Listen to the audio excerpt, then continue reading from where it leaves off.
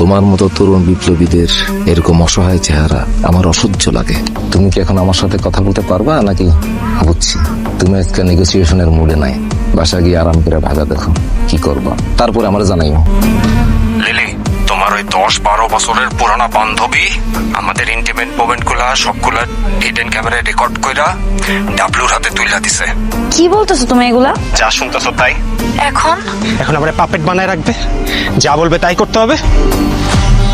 শোনো, তোমার জন্য আমার খুব খারাপ লাগতেছে, তুমি চাপ নিও না, আমি যা বলছি রাজি হয়ে যাও। লাচ্ছি খাও, খাও। আপনারে আমি তুচি না। আচ্ছা, তুমি যে বলে দিলা যে ভিডিওটা ছেড়ে দাও, বিয়ে করবা আমাকে, করো বিয়ে, কোনো সমস্যা নেই না, কিন্তু বিয়ে করার পরেও কি তুমি আমাকে বাঁচাইতে পারবা মানুষের থেকে?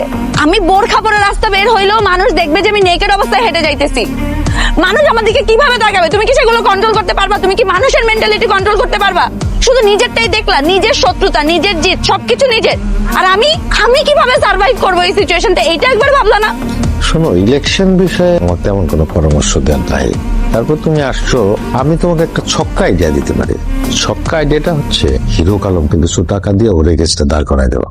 তুমি যদি হিরো আলমকে ডাবলুর এগেন্স্টে দাঁড় করায় দাও, ডাঙ্কির ছেলে ইলেকশনে জিতবে ঠিকই। আচ্ছা বুদ্ধিজীবী, আমার রিকোয়েস্ট করে 2টা প্লট নিচ্ছে, হালাতি অবৈধভাবে প্লট নেস আর আমারও দুর্নীতির সবক দেশ, তখন তোর নীতি কথা কই থাকে। সুমন, তোমার ধন্যবাদ আমার কথা মতো কাজ করার জন্য। তোমার আমি চাইল্ড সাপ্লাইয়ের ব্যবসা খুলে দেবো, তবে ব্যবসা তুমি নিজে করো না, আরেকজনকে দিয়ে করাইবা, নাহলে চোখে পড়ে যাবে। আর তুমি আগের মতো বক্তৃতায় আমার একেবারে ধুইয়া ফেলাইবা, এতে করে আমার বিরোধী মৌমাছিরা তোমার কাছে ছুটে আসবে।